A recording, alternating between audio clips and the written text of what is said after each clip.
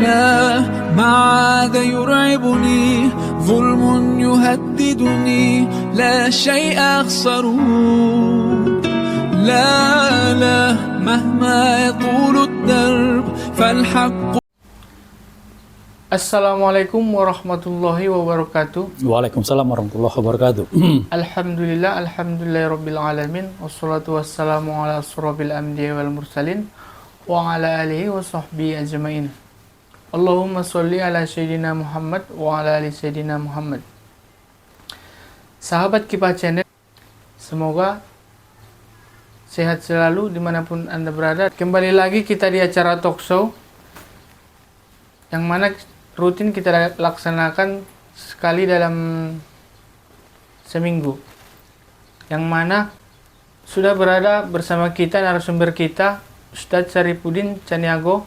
Assalamualaikum Ustadz. Waalaikumsalam. Bagaimana kabarnya Ustadz? Alhamdulillah baik. Sahabat Kifah Channel dimanapun Anda berada, pada hari ini kita akan mengangkat tema saatnya umat Islam bersatu. Oke, langsung saja kita ke Ustadz kita. Begini Ustadz, Ya. selama kurang lebih 13 abad lamanya, Ya. umat Islam pernah disatukan dalam institusi pemerintahan Islam yang tunggal Ustadz kan? Ya. Dimulai sejak Rasulullah SAW menegakkan daulah Islamiyah di Madinah Ustadz ya. Ya, Madinah. Lalu dilanjutkan Khulafaur Rasyidin, Khilafah Umayyah, Khilafah Abbasiyah, dan terakhir Khilafah Utsmaniyah. Pada tahun 1924 diruntuhkan oleh Inggris oleh kaki tangannya Mustafa Kemal Atatürk. Sejak itu dari 1924 sampai sekarang 2024 berarti sudah 100 tahun Ustaz ya. Pertanyaannya, apa penyebab utamanya khilafah Islam belum bisa ditegakkan sampai sekarang ini Ustaz? Ya. Bismillahirrahmanirrahim. Assalamualaikum warahmatullahi wabarakatuh. Alhamdulillahirabbil alamin wassalatu wassalamu ala Rasulillah wa ala alihi wa sahbihi ajmain.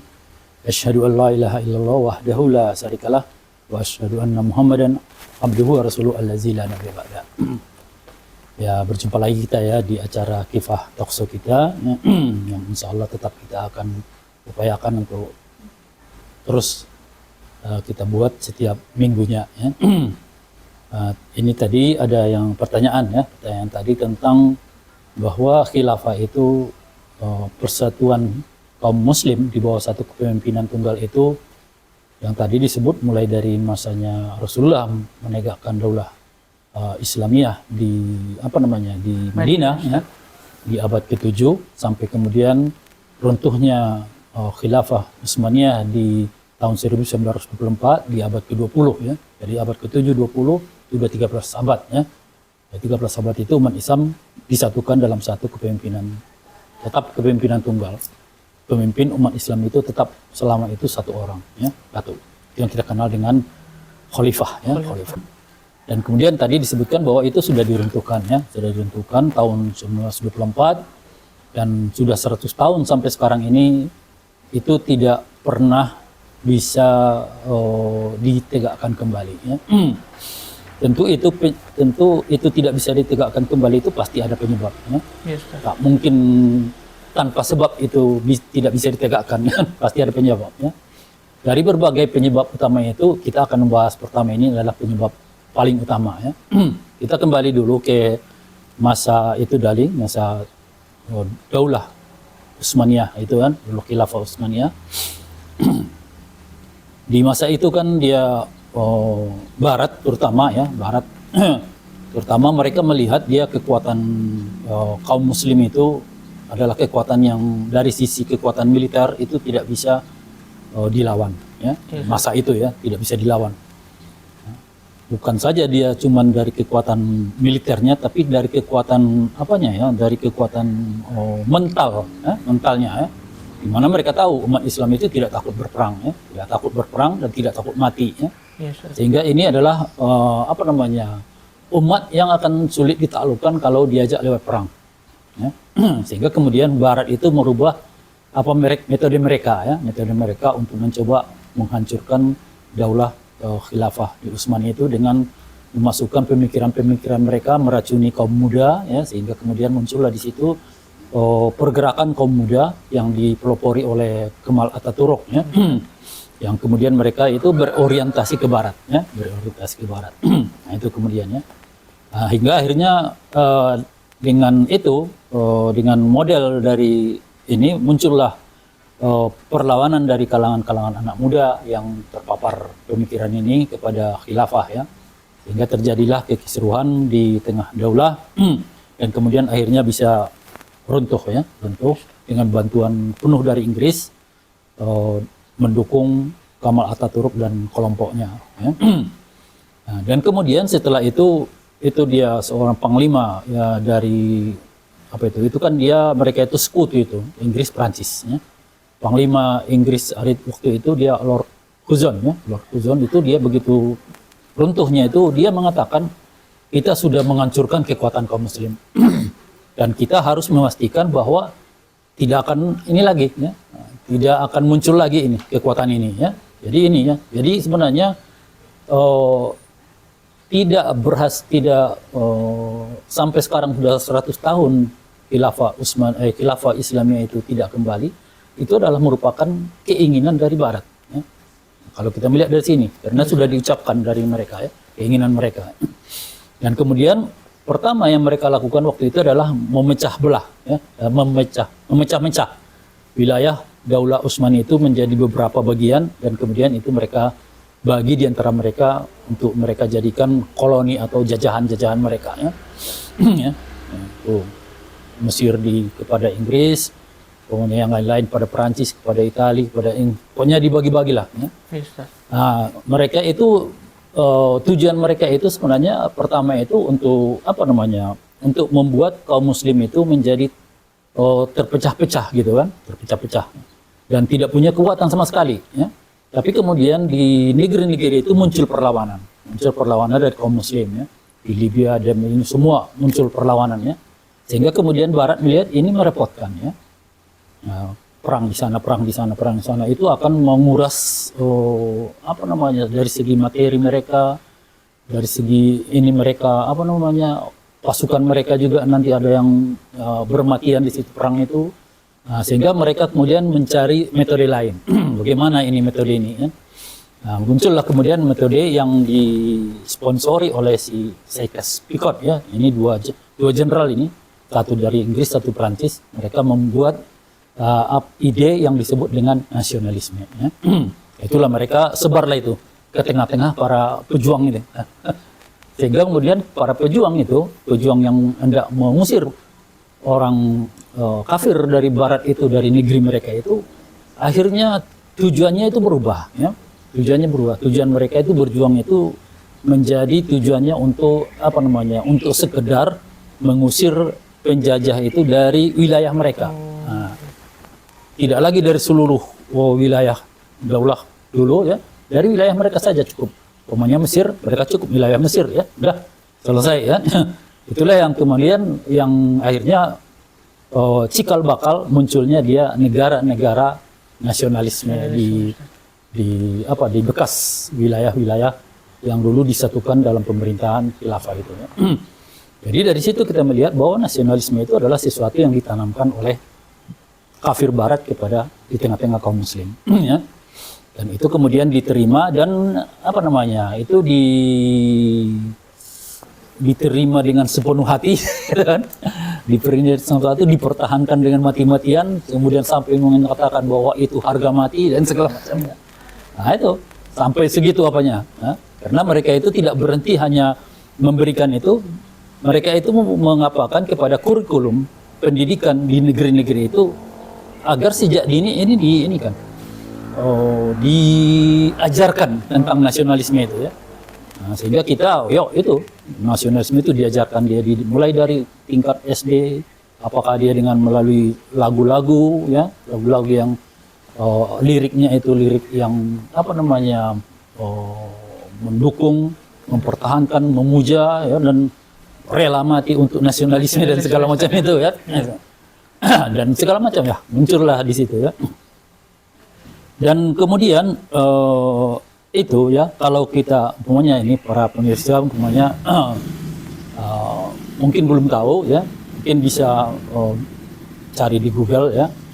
Coba dicari di Google siapakah yang mendesain bendera-bendera dari negara-negara di Timur Tengah itu. Nah, mungkin sebagian kalian akan kaget.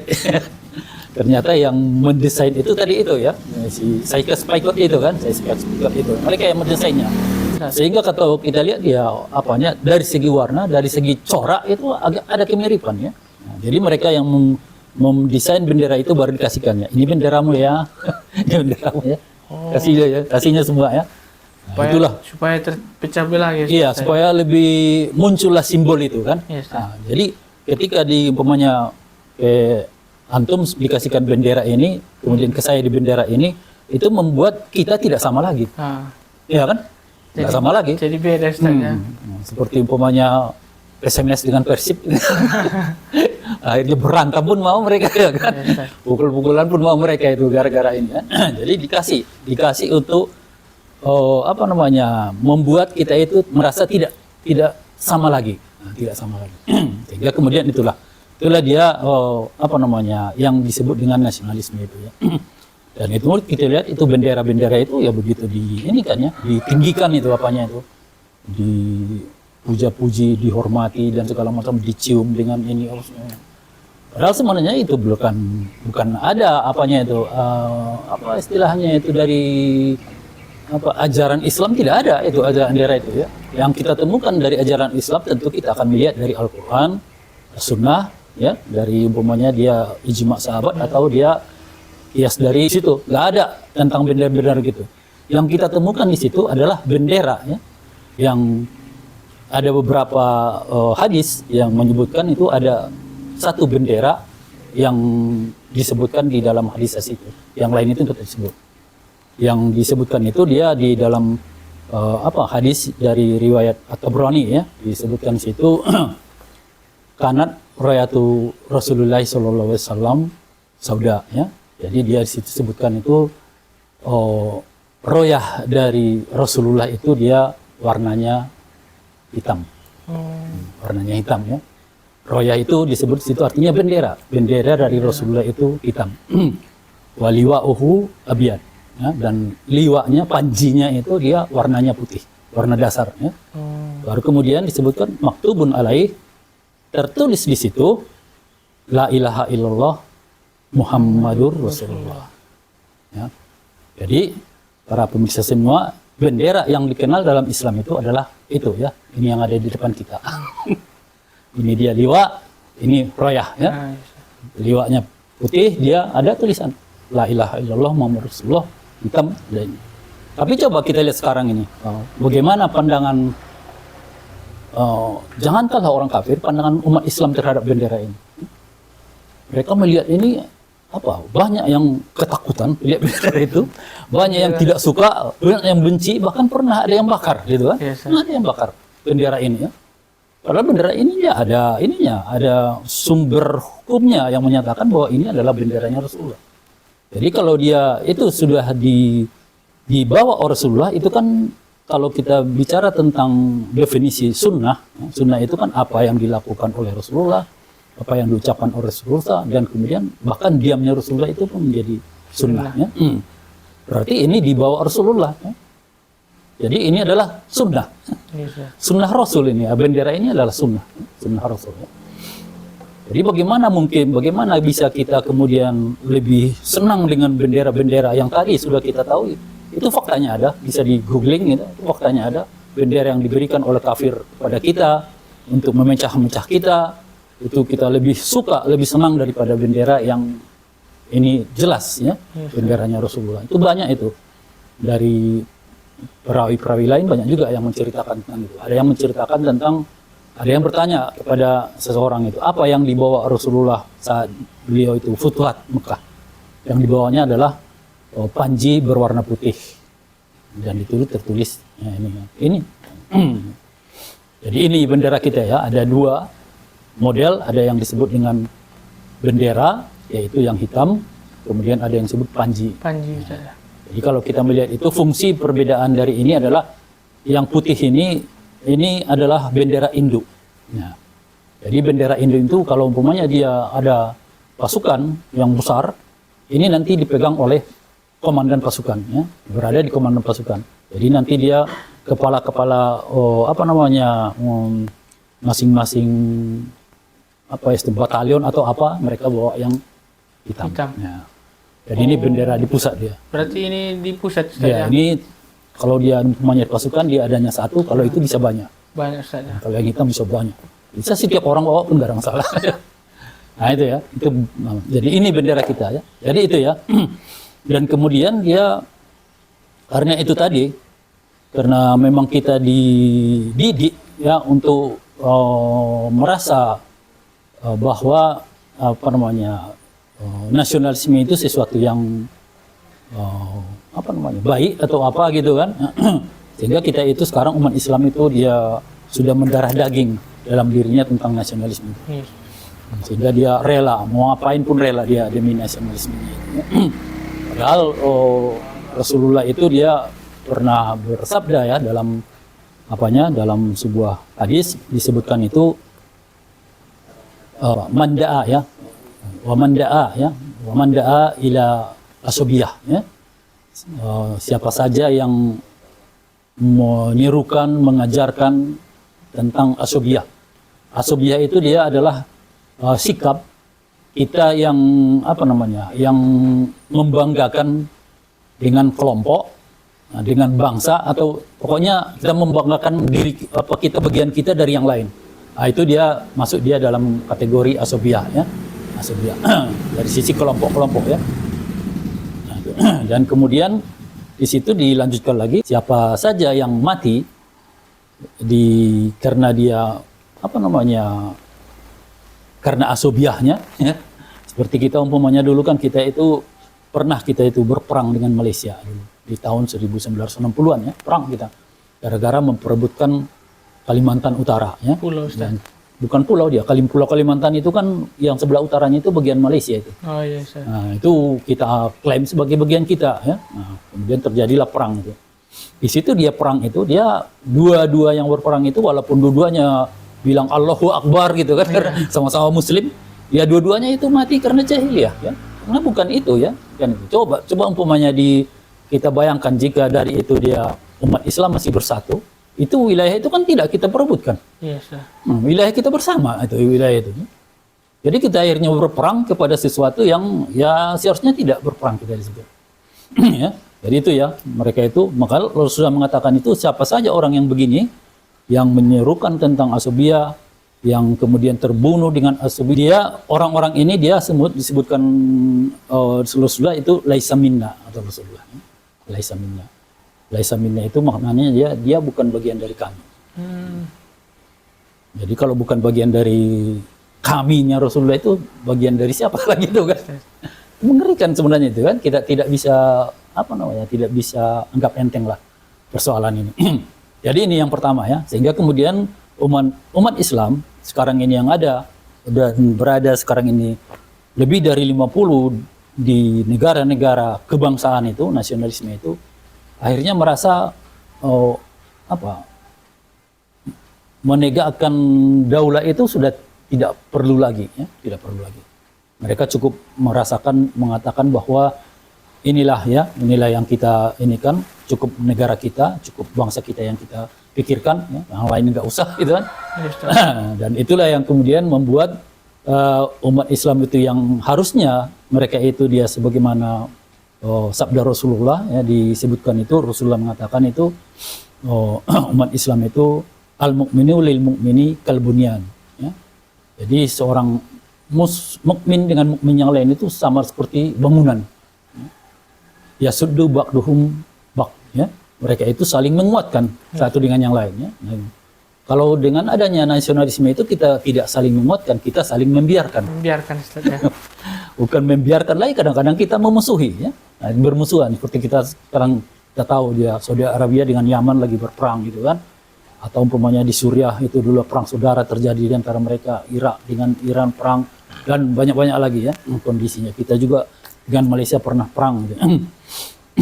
Dan itu ya akhirnya kita akhirnya tidak ada lagi rasa kepekaan sebagai ini, sebagai sesama Muslim itu ya. Dan ini contoh yang paling nyata itu kita lihat itu dari kondisi Palestina ya. Mereka sudah 76 tahun ya, 76 tahun mereka itu menderita di situ tanpa ada yang mau membantu ya, mau membantu dalam istilah membantu menyelesaikan lah, bukan yang membantu istilahnya ngirim pakaian, ngirim obat-obatan, itu nggak menyelesaikan kan, membantu menyelesaikan agar mereka tidak dijolimi lagi, nggak ada ya. Padahal jumlah kita sekarang kaum muslim itu udah 1,8 atau 1,9 miliar ya. Ya. Jadi 1/4 dari penduduk bumi ini muslim ya udah. Tapi membantu saudara kita itu tidak bisa. Itu karena ini, karena nasionalisme itu ya. Jadi ini yang paling utama ya, yang paling utama. Dan kita lihat tadi ini adalah sesuatu yang ditanamkan oleh Barat ya, kafir Barat kepada kita ya. Ya. Dan ketika kita tetap memuja-muji nasionalisme itu dan kemudian kita tidak mau untuk untuk kembali menegakkan tadi itu Daulah.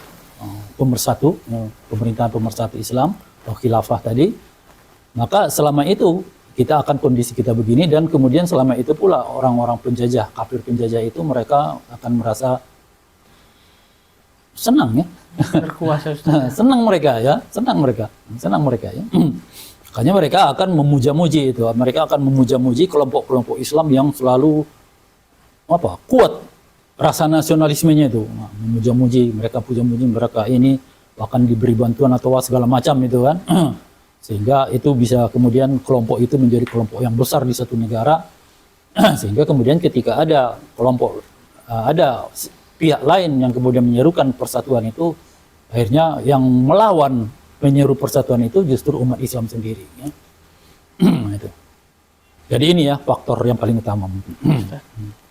Berarti itu apa Ustaz ya? Dari bendera tadi Ustaz ya. Bendera jadi istilahnya terpecah belah Ustaz ya. Pertanyaan selanjutnya Ustaz, bagaimana pandangan Islam tentang persatuan Islam Ustaz? Ya. Ya, jadi kita bicara ya. Jadi kalau sebenarnya gini ya, mungkin video-video yang kita sampaikan ini, dari beberapa video yang kita buat itu ya, dia kalau dilihat dia suara-suaranya itu dia berujung kepada seruan untuk bersatunya kaum muslim ya. Jadi bagi sebagian kaum muslim ini adalah seruan yang istilahnya ya, seruan yang kayaknya nggak perlu lah, gitu kan, nggak perlu lah ya. Kita lebih senang kalau mendengar ada tausiah, ada apa tentang masalah ibadah, masalah ini ya. Ini sesuatu yang tuh nggak penting banget gitu kan, nggak penting ya, nggak penting. Padahal sebenarnya dia kita itu kan seharusnya kita itu senada sama suaranya dengan bagaimana Allah ya dan Rasulnya, harus sama kita ya. Aneh kalau kita merasa kita itu muslim tapi kemudian kita itu justru bertentangan ya kita dengan ini ya, dengan Allah. Di mana Allah dalam Al-Qur'an itu mengatakan innamal mu'minuna ikhwah ya. Jadi kaum muslim itu bersaudara. Ya, kita oke lah, saya ini tetap bersaudara kok dengan muslim lain gitu kan. Saya nggak pernah bilang saya tidak bersaudara dengan muslim lainnya. Tapi sebenarnya gini, bersaudara itu kan tidak cuma di mulut perkataan ya, itu harus terlihat buktinya ya. Buktikanlah kita bersaudara dengan Palestina itu, kan nggak terbukti gitu kan. Kita biarkan mereka dibunuh, mereka ini, buktikanlah dengan kita bersaudara dengan Rohingya itu, nggak kan? Mereka datang kita usir kok. Gimana bersaudara begitu kan? Nggak. Nah, jadi bersaudara itu dia tidak cuma bisa kita bilang saya bersaudara, saya tak bersaudara, nggak bisa. Itu terlihat dari bukti ya. Nah, seorang yang bersaudara itu akan terbukti dia itu. Kalau dia ada saudaranya itu, umpamanya saudara saya itu dipukuli orang di sana, nggak mungkin saya diam itu. Nggak mungkin saya diam. Ada saudara saya yang kesulitan gitu, nggak mungkin saya diam. Pasti akan saya lakukan apa yang bisa saya lakukan, ya. Tidak mungkin saya biarkan. Jadi itu yang bersaudara, ya. Kemudian ada lagi Allah juga mengatakan kita ini adalah ummatan wahidah, umat yang semestinya satu, satu, ya. Dan di dalam apalagi Allah mengatakan waqtasimu bihablillahi jami'an wala tafarraqu, ya. Nah, itu adalah perintah yang sangat jelas itu, kalian itu jangan tercerai-berai, ya, jangan terpecah-pecah, ya. Jadi kalau kita lihat ini, kita melihat kita sudah jauh terpecah-pecah, ya, dengan tadi itu, ya. Sehingga mereka itu apa? Retak gitu kan, retak, ya. Jadi sangat mengerikan itu apa ini? Bendera itu tidak sesuatu yang bisa kita anggap tidak punya makna adanya bendera-bendera ini. Nah, itu. Nah, dan kemudian adanya firman Allah yang kuat itu tentang ini, ya, tentang persatuan itu, semestinya kita pun demikian, ya. Dan itu, ya, dari satu firman Allah itu dia sumber syariat, ya, itu sudah menjelaskan umat Islam itu harus bersatu, tidak boleh bercerai-berai, ya. Kemudian dari Rasulullah sendiri, ya, beliau sudah mencontohkan, ya, tadi disebutkan beliau berhasil menegakkan daulah Islamiyah di Madinah, ya. Yes, Dan itu upaya yang terus-menerus dilakukan, bukan apa namanya itu, berdirinya daulah Islamiyah di Madinah ini bukan sesuatu yang berdiri tiba-tiba, ya. Berdiri tiba-tiba. Ini upaya dari Rasulullah itu untuk bagaimana agar umat Islam itu bisa diatur dengan dalam sebuah pemerintahan dan kemudian disatukan di dalam pemerintahan itu.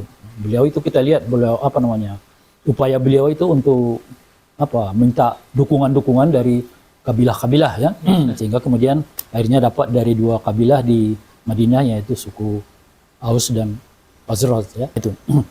Nah, sehingga kita melihat di sini bahwa sudah dari Allah, dari Rasulnya, kemudian para sahabat, ya.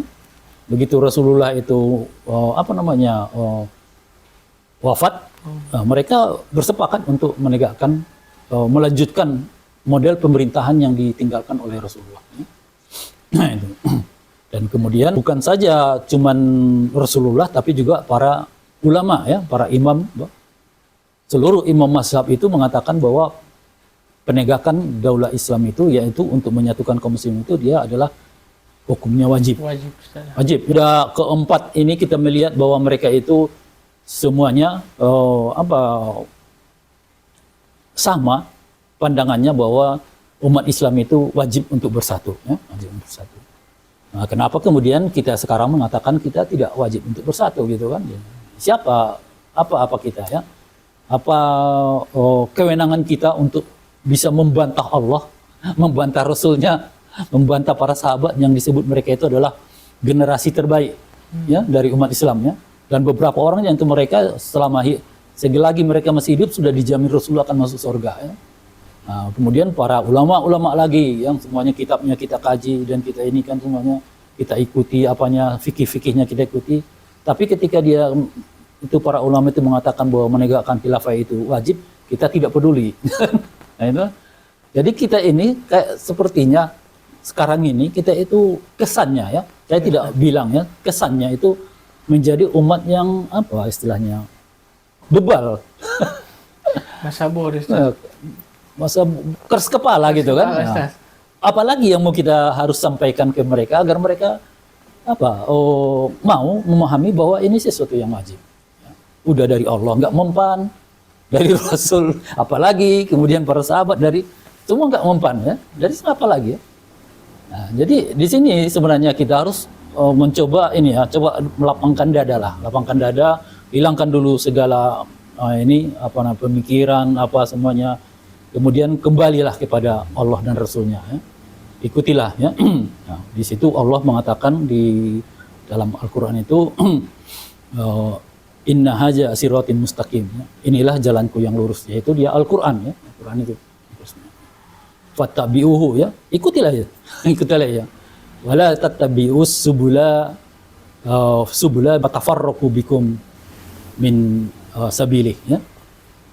Dan ini jalan yang lurus dari Allah itu kita ikuti, dan kemudian Allah mengatakan jangan ikuti jalan-jalan, ya, yang membuat kalian itu bercerai-berai, ya. Fatafarraqu, ya. Itu jalan-jalan yang membuat kalian bercerai-berai dari ansabilihi, dari jalan yang tadi itu, yang sudah Allah tunjukkan itu. Tapi kita sekarang itu justru memilih memilih jalan kita untuk bercerai-berai itu, dan kita kokoh di situ kan, kita kokoh di situ, mati-matian kita di situ. Sementara Allah sudah mengatakan ini jalanku ya, aja siratim mustaqim. Nah, jadi di situ ada lagi penegasan di bawahnya, zalikum wasyakum ya, ini adalah perintah.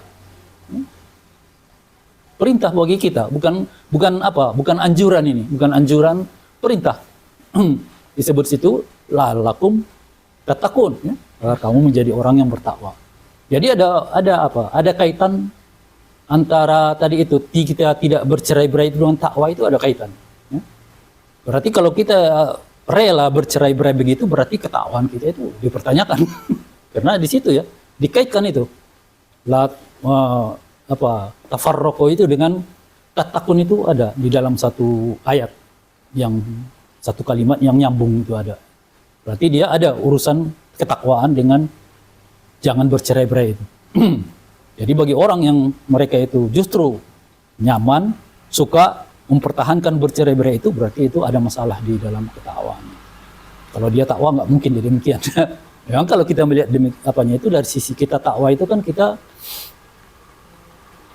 samikna wa ata'na kepada apa yang datang dari Allah dan Rasulnya kan. Yes. Nah, kita sudah bahas tadi, dari Allah sudah, dari Rasul bukan saja cuman ucapan Rasul kita untuk bersatu, tapi beliau juga membuktikan dari perbuatan kan. Ya, sudah ada dua itu. Perbuatan Rasulullah dengan menegakkan daulah Islamiyah di Madinah, dan kemudian dari ucapan-ucapannya seperti tadi, al-mu'minu lil mu'min kal bunyan gitu kan. Bagi itu mereka saling membantu satu sama lainnya ya. Makanya kalau umpamanya gitu Allah berkenan gitu, beliau itu menurunkan lagi Rasulullah itu ke tengah-tengah kita saat ini ya. Mungkin Rasulullah bisa menangis melihat kondisi kita saat ini, mungkin dia menangis jadi-jadinya dia gitu ya. Betapa kita sudah meninggalkan jalan yang sudah disampaikan Allah dan sudah dicontohkan Rasul, dan kemudian kita itu pun bukan cuma meninggalkannya, kita bangga dengannya ya. Kita mempertahankannya mati-matian, rela kita mati untuk itu. Sudah ini ya, sudah kacau sekali. Kacau sekali metode kita dalam berpikir itu. Karena kita tidak lagi menyandarkan segala pendapat kita kepada Allah dan Rasulnya. Ada hal-hal lain yang kita jadikan sebagai sandaran yang lebih kuat daripada Allah dan Rasulnya. Nah, itu mungkin. Jadi itulah Ustaz ya, pentingnya persatuan umat Islam itu Ustaz ya. Iya. Ya, pertanyaan terakhir Ustaz. Iya. Selain faktor nasionalisme, apakah ada faktor yang lain yang mempengaruhi belum bisa tegaknya khilafah Islamiyah Ustaz? Ya. Jadi ini ya, memang dia yang paling utama itu nasionalisme menurut saya ya. Kalau nasionalisme itu tiba-tiba saja umpamanya saat ini terus hilang, ya, umat Islam dengan sendirinya akan menyatu itu. Akan menyatu kita. Kalau umpamanya tiba-tiba hilang itu. Hilang. Jadi ini menunjukkan bahwa inilah problem yang paling besar itu. Nasionalisme itu ya. Dan kemudian yang keduanya itu kadang-kadang di tengah kita itu tadi itu ya, banyak di antara kita karena dia ya dengan adanya kita diatur dengan aturan sekulerisme di negeri ini, sekuler yang dimana itu dia sekulerisme itu dia menjauhkan orang dengan agama ya, sehingga kita banyak orangnya tidak paham tentang agamanya. Jadi muncul dia dari ketidakpahaman. Sehingga seperti yang saya sebutkan tadi itu, dia nggak tahu sebelumnya itu bahwa memang begitu sebenarnya pentingnya bersatu itu dalam ajaran Islam. Ya itu ya, itu yang pertamanya. Kemudian yang keduanya ada yang mengatakan bahwa melihat bahwa dengan melihat kondisi yang ada sekarang ini, dengan kajian logika dia mengatakan itu tidak mungkin. Tidak mungkin lah. Bagaimana kita mau mungkin menyatukan seluruh negara-negara ini semuanya ini ya. Belum lagi ada apa namanya perbedaan-perbedaan kelompok mazhab dan segala macam. Sesuatu yang nggak mungkin. Nah, jadi kalau dalam metode berpikir kan kata tidak mungkin itu hanya bisa kita ucapkan pertama itu kalau kita sudah mencoba dan gagal. Nah, itu kan. Kalau kita belum mencobanya, kita bilang nggak mungkin, ya itu masih dipertanyakan kemungkinannya itu. Masih bisa mungkin terjadi kan, orang belum dicoba gitu kan. Nah, itu yang pertama. Kemudian kata tidak mungkin itu hanya boleh kita sampaikan kepada hal-hal yang memang itu tidak ada yang sudah memastikannya terjadi. Dan di sini dia ketika kita bicara tentang khilafah ini adalah janji dari Allah ya, yang disampaikan lewat lisan mulianya Rasulullah ya. Ada di dalam hadis Rasulullah mengatakan itu dia tsumma takunu khilafah ala minhajin nubuwah ya. Nanti akan tegak kembali khilafah yang mengikuti metode kenabian. Jadi kita tahu ketika Rasulullah itu menyampaikan sesuatu itu bukan penyampaian yang dari dirinya sendiri, itu wahyu. Nah, berarti ketika Rasulullah memastikan bahwa itu akan tegak kembali, itu berarti yang menjanjikan tegak itu Allah. Ya. Nggak mungkin dia Rasulullah yang menjanjikan itu pasti tegak, nggak mungkin. Rasulullah tidak akan mungkin mengatakan itu akan tegak kembali, ya nggak mungkin. Kalau memang beliau tidak mendapat wahyu bahwa itu tegak. Ketika Allah yang membahayukan bahwa itu tegak kembali, itu berarti ini janji dari Allah. Dan janji dari Allah itu sesuatu yang tidak ada apapun di alam semesta ini yang bisa menghalanginya. Ya? Ya. Nah itu kan. Kemudian dia dari sini kan dia kalau kita bilang tentang khilafah ini kan dia sebenarnya itu bukan, kalau dalam pemikiran orang kan kadang-kadang pemikiran orang itu pemerintahan biasa aja lah gitu kan. Cuma pemerintahnya model Islam. Nah itu aja. Sehingga ya kalau bisa begini aja lah, ini aja gitu kan. Tidak. Sini adalah khilafah itu adalah pemerintahan yang dengan itulah kemudian itu seluruh perintah dan larangan Allah itu bisa diikuti ya, oleh seluruh umat Islam yang berada di bawahnya ya. Dan itu adalah berarti dia syariat Islam ya, menerapkan syariat Islam. Dan penerapan syariat Islam itu adalah sesuatu yang wajib ya, wajib ya. Tidak ada kata lain penerapan syariat Islam itu selain wajib ya. Bisa ya. Dan wajibnya itu dia bukan wajib dalam hal sebagian saja. Wajibnya itu dia harus kafah ya, menyeluruh dia wajibnya itu. Gak bisa kita cari wajibnya dalam hal ibadah saja ya. Sementara dalam muamalah, dalam hal ini ubat dan yang lain-lain kita nggak peduli, kita pakai yang lain, nggak bisa. Itu belum melaksanakan kalau disebut itu kan. Yang melaksanakan itu harus itu ya. Dan ini ya, dan Allah di dalam Al-Quran itu mengatakan ya, la yukallifullahu nafsan illa wus'aha. Allah tidak membebani siapapun selain itu memang beban yang bisa dilakukannya, kemampuannya ya. Nah, jadi ketika Allah mau menyampaikan kepada kita, kalian wajib untuk menerapkan syariat Islam, berhukum dengan syariat Islam, diatur dengan syariat Islam, berarti kita mampu ya. Jadi di sini adalah faktornya itu kalau menurut saya itu faktor yang paling ini adalah tentang faktor kemauan, ya, kemauan. Jadi kemauan dulu, ya, kemauan dulu. Nah, kalau tidak ada kemauan, memang ya nasi di depan kita pun tak akan masuk ke mulut kita itu kalau tak mau kita menyendoknya gitu lah. Faktor kemauan itu ya. Jadi itu yang kita ini kan ya. Kalau dia sudah ada kemauan, ya, seperti pepatah itu ya, di situ ada kemauan, di situ ada jalan. Nah, sudah jalan gitu kan, pasti ada jalan. Apalagi sudah sesuatu yang sudah dijanjikan Allah akan terjadi, pasti ada jalan, pasti ada jalannya. Tidak mungkin tidak ada jalannya, karena Allah itu adalah zat yang maha penuntun kan, dia menuntun kita di segala arah, dia tuntun. Bagaimana kita berniaga dituntun, bagaimana kita mengelola keluarga dituntun, ya, semua dituntun kita. Bagaimana kita berperang dan segala macamnya, ada tuntunan. Masa untuk menegakkan ini tak ada tuntunannya, ya kan? Pasti ada ya, pasti ada. Itu ya. Dan kemudian yang ketiga, ada pandangan bahwa umpamanya seperti negara kita lah. Negara kita ini kan dia banyak multi agama ya, Yes. multi agama. Jadi mereka melihat itu adalah kalau kita menegakkan khilafah yang dimana itu nanti di situ yang diterapkannya Islam, itu berarti kita itu dia zolim kepada mereka yang bukan Islam. Ya. Nah, itu. Sehingga nanti mereka yang bukan Muslim itu nanti di sini akan akan memberontak, ya, melawan segala macam itu kan, sehingga terjadi perang saudara. Wah itu muncullah angan-angan yang dibuat-buat kalau menurut saya ya. Ya. Jadi kalau kita lihat sebenarnya dalam pandangan Islam, bagaimana sih kita melihat mereka yang bukan Islam ya. Pandangan Islam kan mereka itu kan la ikraha fid din. Kita tidak boleh maksa mereka masuk ke Islam. Itu pertama ya. Kemudian keduanya itu dia pandangan kita dalam mereka itu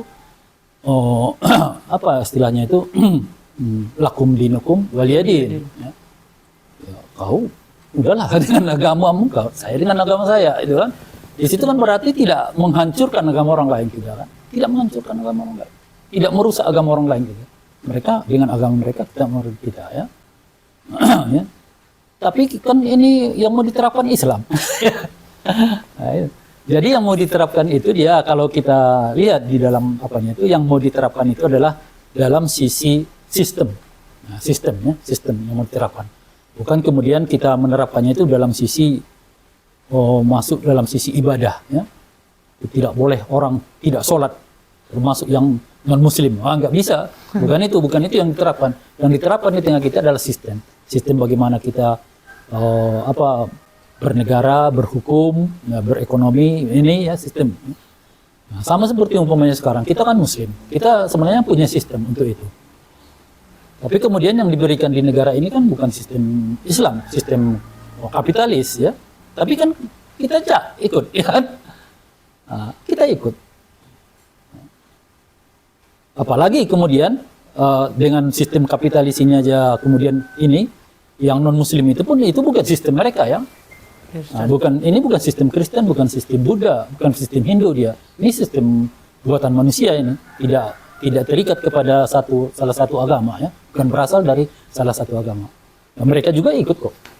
Nah, apalagi kemudian nanti kalau kita sampaikan, ini dia masalah dakwahnya ya.